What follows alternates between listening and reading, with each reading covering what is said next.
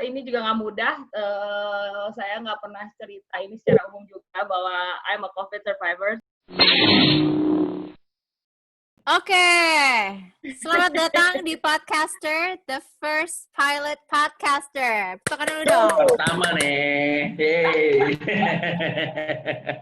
First time ya kita ya. Gue nggak punya background yang sama. Iya, Oke. ini Ren ada technical issue, jadi nggak bisa pakai background. Oke, pertama gue minta masing-masing kenalin diri dulu ya. Nama, alamat kira-kira di mana, dan hobi udah itu aja deh, nggak usah lebih dari itu. Oke, mungkin dari status kan gue mau nyari jodoh. Oh iya deh, itu urusan lo lah. Urusan gue. Oke, mungkin dari Arnold dulu deh. Arnold, silakan Arnold. Yes, pakai yel. Ya. Nama gue nih Arnold Sigisa. Salah di samping. Ya. Gua mau cerita apa ya? Kayaknya nggak usah deh, nanti aja. Kali sambil kita ngobrol baru kita ketahuan background. Lanjut. Samping lo, Amfijo dulu. Nama gua nih sini nih. Ini nih nama gua nih. Victor Manurung. Nah. Gua tinggal di 3 provinsi. Mana aja tuh? Betul. Bandung, Jakarta, Tangerang. Oke deh. Saya. Iren, silakan. Hai, saya Irianti Tobing. Biasa dipanggilnya Iren, terserah deh. Pokoknya that's my name. Tinggalnya di 3 distrik. 2. Selatan, utara. Bukan provinsi saya. Negara bagian.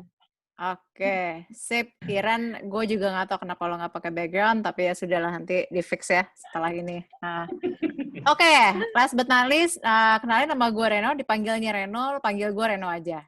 Ya, cukup. Untung ini podcastnya ada videonya ya. Kalau podcastnya suara, pasti panggil lo nanti bisa bro, bisa. Bro, oke. Oke biasanya di WhatsApp group. Oke, sip. Kalau gitu untuk pertama mungkin gue pengen tanya-tanya soalnya supaya kita tahu nih ke depannya kita mau kemana ya. Cuman kalau misalnya sebelum kita mulai, berarti kan kita mesti lihat ke belakang dulu nih, ya kan? Kita ke belakang. Berarti kita ngomong 2020. Jadi lo pikirin deh 2020 apa sih yang terjadi dari hidup lo gitu ya. Dan kira-kira apa nih harapan lo ke 2021 nih? Mungkin gue balik lagi nih ke Iren dulu deh, Ren. Gimana 2020 bikin lo kayak gimana tuh? Secara pribadi dan secara karir. Oh my God. Baiklah. Jadi konsep podcast kita gini ya, tanya jawab aja ya, suka-suka ya. Iya.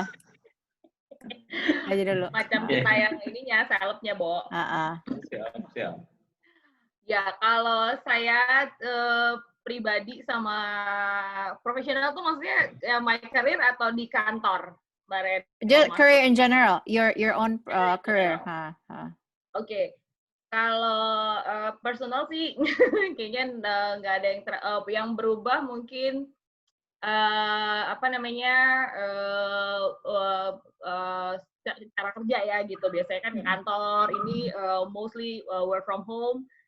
And then ini juga nggak mudah. Saya nggak pernah cerita ini secara umum juga bahwa I'm a COVID survivor. So itu juga lumayan merubah hidup juga gitu. Jadi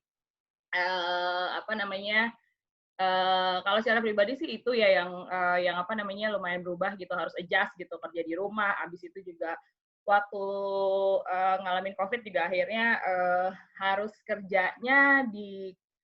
tetap kerja lagi, kita dalam kondisi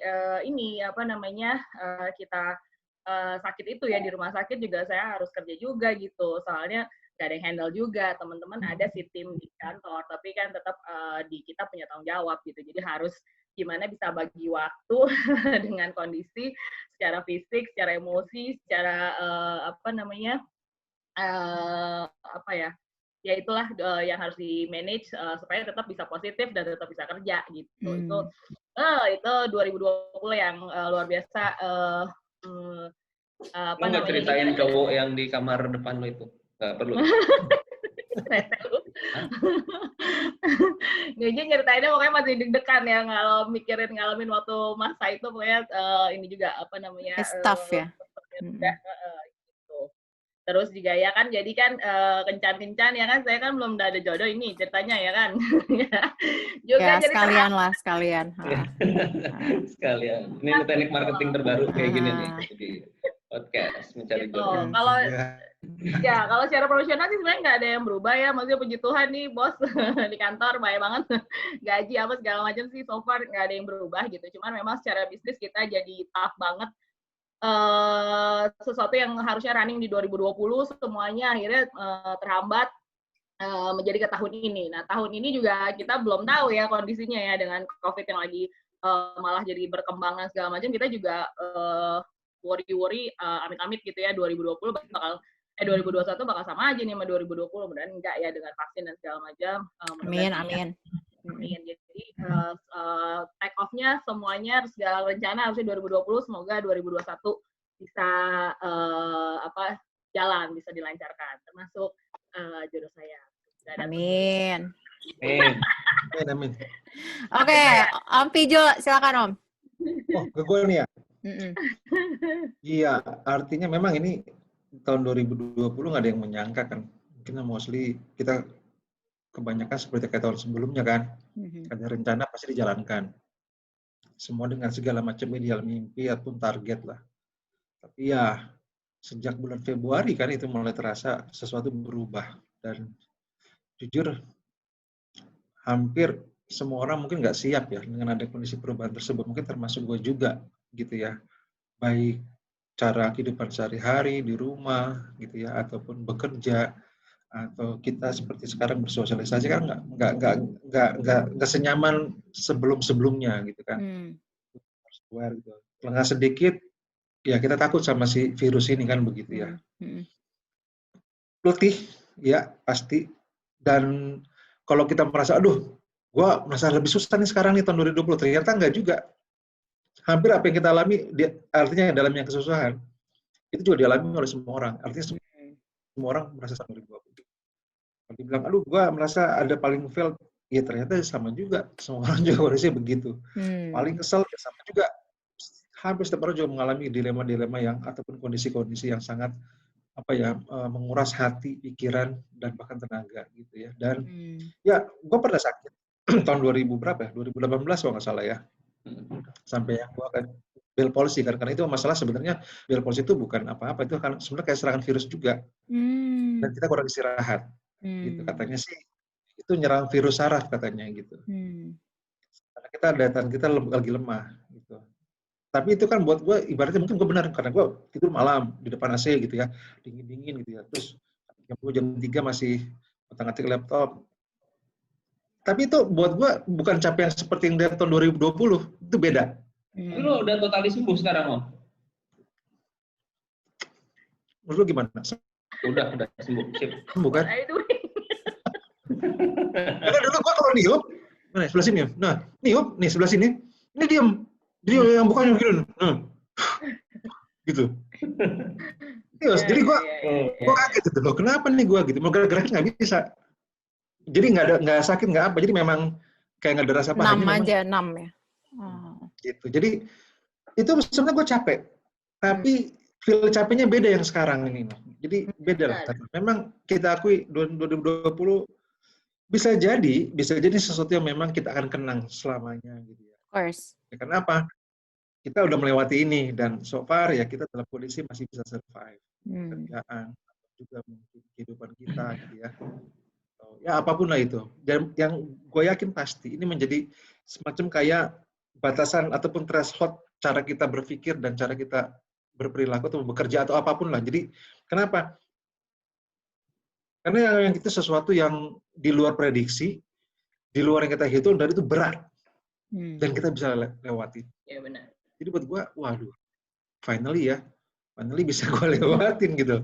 Meskipun nggak tahu nih apakah 2021 lebih mudah apa enggak, tapi at least dari tahun 2020 kita udah sedikit kayak kalau main game tuh udah level 1 udah bisa lewatin lah. Udah jago lah ya. Gitu, ya kan buktinya sekarang lihat. Enggak, artinya kita bisa mensiasati lah. Sekarang gini, kalau dulu orang dengar ada COVID panik, kalau sekarang di depan sebelah kita atau satu ruangan kita ada COVID, kita lebih tenang kan, nggak usah panik. Kita tahu cara mengatasinya, ya sudah. Malah kita akan support.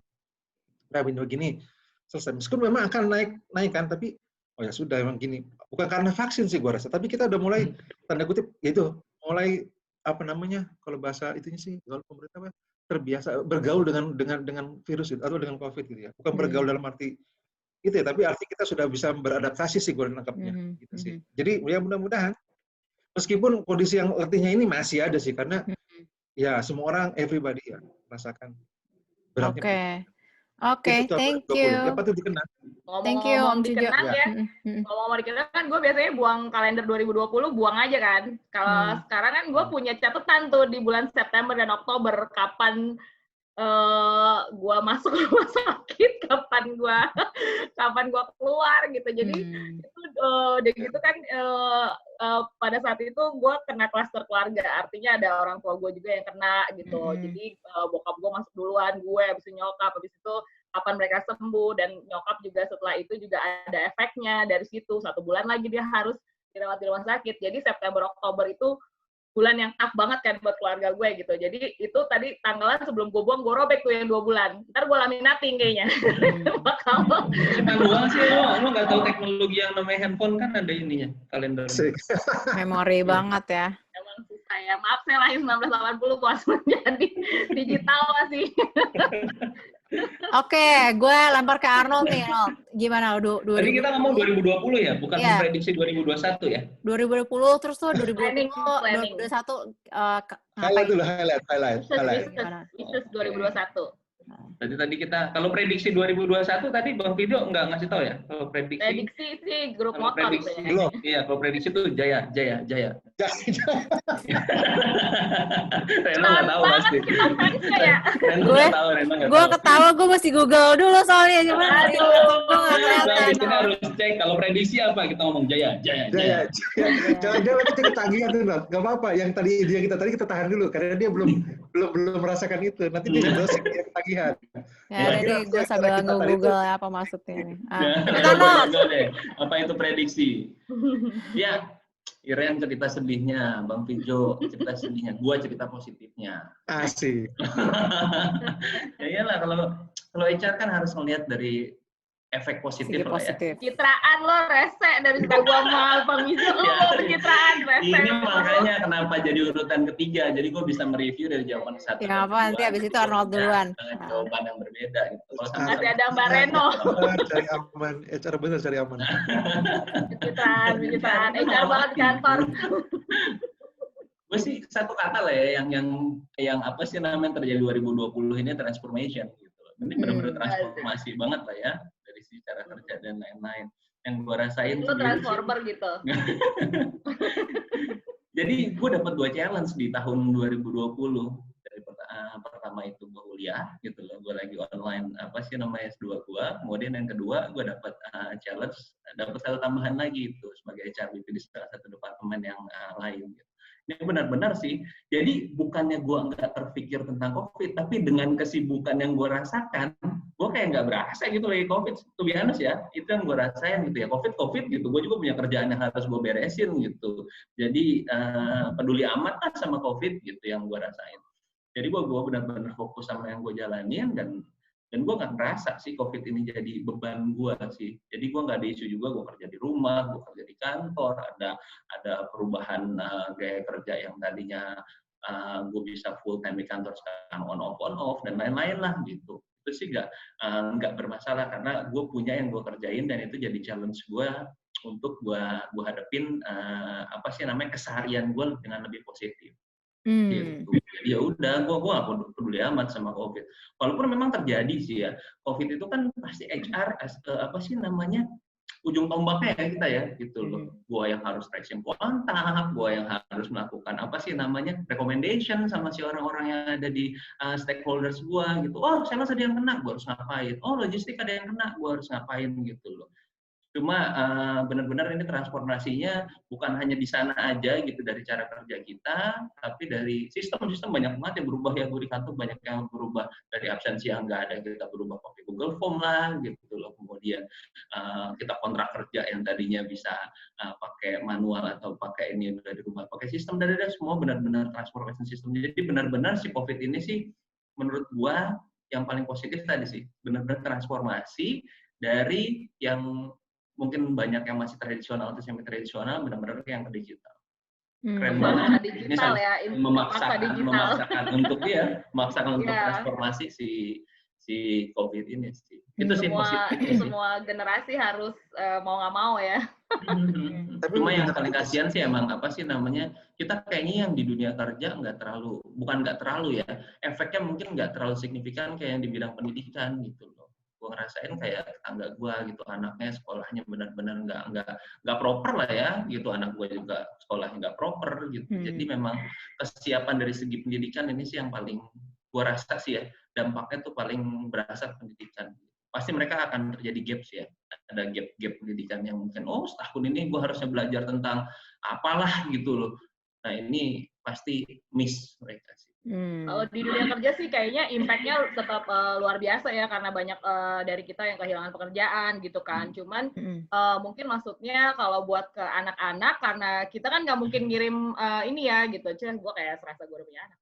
Kalau yang maksudnya orang tua gitu feel-nya ketika mengirimkan anak-anaknya ke sekolah kan mereka kan belum ngerti ya untuk bersih-bersihin tangan sendiri atau apa ya, maksudnya menjalani protokol kesehatannya kan belum ngerti. Jadi mungkin mau nggak mau mereka nggak bisa kayak kita gitu, sehari kerja gitu sekolah, sehari belajar di rumah, sehari belajar online gitu-gitu, kayak kita work from home, work from office, mungkin jadi nggak bisa. Jadinya itu emang jadi challenge banget ya buat dunia pendidikan. Akhirnya korbannya ke anak-anak kan, mereka juga diminta paham juga susah ya gitu. Kalau ini kayaknya ranahnya Mbak Reno kayaknya lebih paham. Tapi melihat dari situ juga banyak sisi-sisi yang berbeda kan dari orang tua. Ada yang orang tuanya memang insecure gitu loh, anak-anaknya jangan sekolah gitu, udah di rumah aja gitu. Ada orang tuanya juga, udah sekolah deh, udah bosan banget gitu di rumah, udah bosan banget ngajar di sekolah. Jadi lagi. Ada orang tua yang aduh seneng banget gue kerja lagi balik. Kayak gitu juga. Nah, makanya banyak deh, macam-macam deh. Kapan ya gue WFO lagi ya? Ada orang tua yang mengharapkan gitu. Kagak ada WFO dong. Ini menarik juga untuk dibahas ya. Mungkin kalau bapak-bapak kayak nggak berasa gitu ya, karena yang megang anak-anak bukan bapak-bapak mostly ya, maksudnya secara umum gitu. Yang biasa megang anak adalah ibu-ibu. Nah ibu-ibunya kalau ibu bekerja, waduh. Berarti kita harus panggil salah satu narasumber nih. Gitu Masalah. Nah. Siapa lo? Bapak-bapak nggak berasa loh. Berasa ya. Biasanya pulang malam harus pulang cepet. Oh iya. Lu jangan di luar mulu, pulang lu enak aja. Nggak punya dasar. Reno. Tapi gue jadi mau nanya nih. Jadi kalau misalnya kita ngomong 2020 kan banyak banget tadi kalau ngomongnya akselerasi digital, transformasi, terus terhadap physical dan mental health kita sendiri sebagai HR professionals dan juga pegawai yang kita harus manage gitu ya. Nah, kalau misalnya kita ngomong 2020, terus kita bawa kacamata kita ke 2020, 2021 nih. Kira-kira prediksi lo di pekerjaan sekarang atau di lingkungan kerja apa sih yang akan terjadi gitu ya 2021 ya? Karena kan vaksin udah ada, tapi kan itu juga belum tahu ya kapan nyampe ke kita. Kira-kira menurut lo prediksi lo apa? Gua colek Arnold dulu lah. Kira-kira gimana? Nah, gitu. Prediksi gue itu di perusahaan ya, kalau gue ngelihat ya yang saat gue kerja sekarang, dan banyak kayaknya perusahaan sekarang hampir in general aja secara umum. Jadi kira-kira gimana prediksi lo? Oke, kalau in general ya, gue ngelihat sih kreativitasnya sih bakal muncul gitu. Jadi kenapa banyak, karena kenapa dengan biasanya kita kreativitas itu keluar pada saat under pressure kan gitu. Pressure banget nih buat kita semuanya. Kayak rice cooker gitu ya. Iya pasti, semua tuh gaya-gaya yang tadi sempat kita cerita pas offline gitu kan, ada cara-cara marketing yang seperti itu lah gitu loh untuk menjual produknya. Kreativitasnya tuh udah over, bisa kemana-mana, bukan out the box lagi ya, bisa out of the earth malah. Jadi ini apa? hashtag the power of kepepet itu ya. Bully siapa ya? Tapi ini bukan kepepet sih, emang benar-benar kita di pressure bagaimana, apalagi orang sales. Nah itu gila banget sih ya, gitu. Orang sales tuh gila banget gimana yang sekarang benar-benar turun banget gitu ya di Kris. Gimana caranya nih bisa harus double digit gitu loh untuk balesin bayar kekurangannya tahun lalu. Jadi kreativitas pasti ini memprediksi jaya. Oke. Yaudah, lo colok ke siapa Nol? Boleh. Gue colok siapa ya? Siapa yang mau? Ayo. Akhirnya lagi sebuah ketawa Om Pijo aja. Oke. Om Pijo gimana Om? Prediksi Om. Kebalik aja tetap aja gue juga. Jaya udah enggak ya? Ya kalau kita bicara jaya. Ya ampun. Itu kan udah ganti kan. Kalau kita jaya tahun 2021 ya yang pasti sih banyak gini. Perusahaan-perusahaan yang memang yang sifatnya apa ya? Yang benar-benar nggak mau berubah itu bisa jadi mungkin dia akan benar-benar apa ya, misalnya kayak tadi caranya tuh kayak masih gue mau pakai paperless untuk kontrak misalnya. Ini hal yang kan kadang-kadang untuk perubahan itu ada orang yang memang yang bersikukuh ya, apa sih bahasanya kalau bersikukuh itu maksudnya stubborn itu apa? Iya.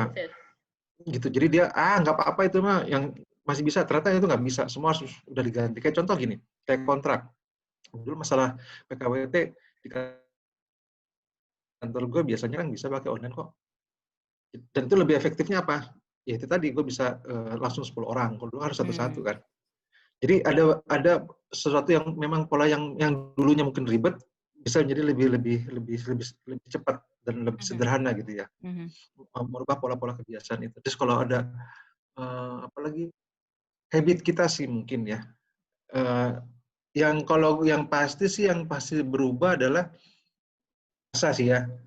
Yang gua rasa sih kayaknya udara lebih enak sih. Ya benar.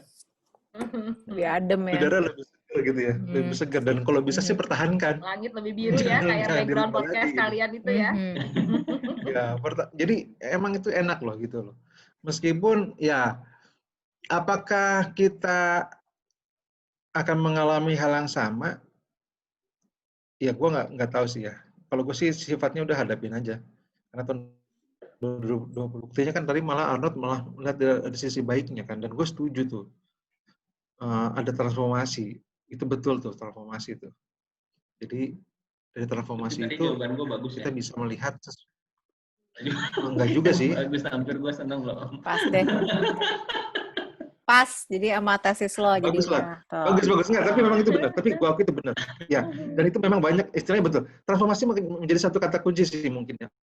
Ya emang tergantung industrinya, tergantung seberapa setiap perusahaan itu maksudnya merespon terhadap perubahan yang terjadi ya. Kayaknya sih bakal yang emang dia mau bertransformasi atau dia memang mau going digital banget ya akan tetap seperti itu. Tapi kayak aku ya, kayak yang memang kita bisnis yang memang membutuhkan orang itu ada di tempat dan tidak bisa terbantu banget oleh teknologi yang sifatnya misalnya online seperti ini gitu ya, itu sepertinya sih tetap akan kembali ke ininya ya, ke rootnya ya, ke hakikatnya ya, bahwa memang semua orang harus ada di kantor, bahwa semua meeting itu harus tetap face to face, nggak bisa dilakukan secara online, apalagi kita yang punya site itu di daerah yang sementara ini kita punya kapasitas internet belum secara merata bagus di seluruh Indonesia gitu ya. Jadi memang mau nggak mau tetap harus traveling ke sana,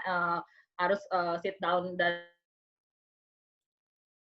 mati lagi yang, aduh, kenapa ya? Sih kayaknya setengah-setengah ya, maksudnya yang memang yang akan tetap akan seperti ini atau yang memang sebelum pandemik situasinya seperti itu akan kembali seperti itu, nyamannya seperti itu. Nyamannya maksudnya cara kerjanya seperti apa dulu, ya akan balik ke situ lagi gitu. Tapi yang memang sudah melihat bahwa transformasi ke digital itu sangat menguntungkan, misalnya office space jadinya, ternyata dengan segini orang nggak butuh-butuh banget ya, semuanya hadir di kantor ya, sehingga akhirnya mungkin nyewa kantornya cuma hanya untuk beberapa orang atau misalnya dibebasin aja gitu, dan tetap seperti yang dijalankan sekarang nih, online meeting lah, mungkin seperti itu ya. Dan tapi yang seru kayaknya ya seperti yang udah terjadi sekarang ya, banyak orang yang skillnya jadi nambah kan, terus begitu juga punya kreativitas tersendiri. Mereka takut ke kantor karena for some reason or a lot of reason yang lebih ke COVID dan takut berinteraksi dengan orang, akhirnya kan di rumah.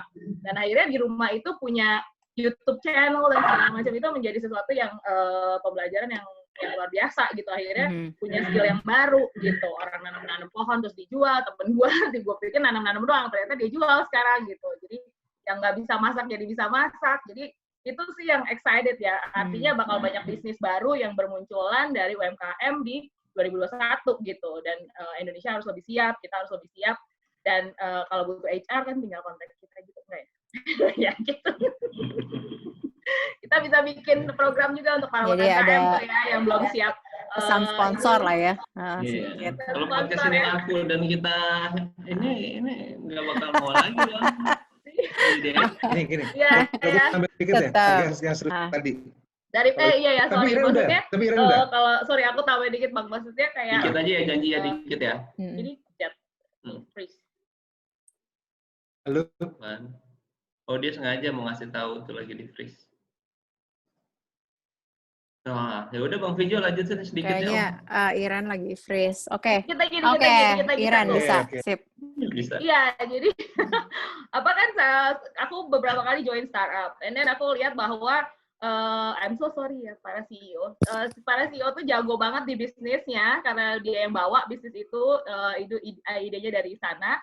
Tapi mostly memang how to manage people, bagaimana peraturan perundang-undangan tenaga kerja di Indonesia, dan bagaimana pengaplikasiannya mungkin masih perlu sama-sama duduk bareng sama orang-orang HR nih gitu. Jadi kalau misalnya 2021 bakal banyak bisnis yang berkembang, I think kita berempat akan senang sekali membantu para leader-leader CEO untuk bangun timnya bagaimana lebih ngerti gitu ya aplikasiin undang-undang tenaga kerja di Indonesia, sehingga nggak ada lagi yang tricky-tricky dan yang karyawannya juga bisa lebih pinter gitu, bahwa kalau gue di kantor sini tuh atau gue bekerja di suatu tempat tuh harus bagaimana ya baca undang-undang, mana yang harus gue not lu.